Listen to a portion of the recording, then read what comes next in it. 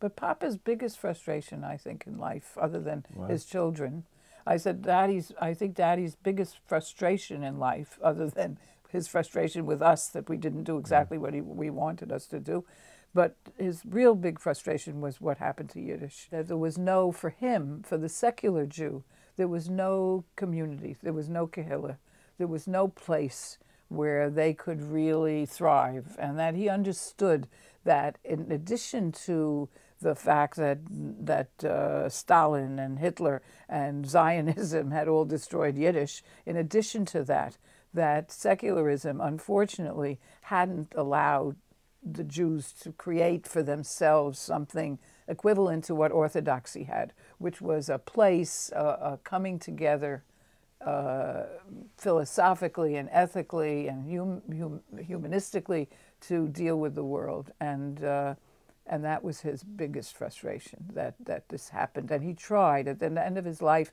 he took his kreis, he took his talmidim, and he tried to make something that would be like that. And the Reconstructionists were the closest that he felt were out there. So that was the Haggadah that we ended up using, was Kaplan's Haggadah, because and we still use that in the family.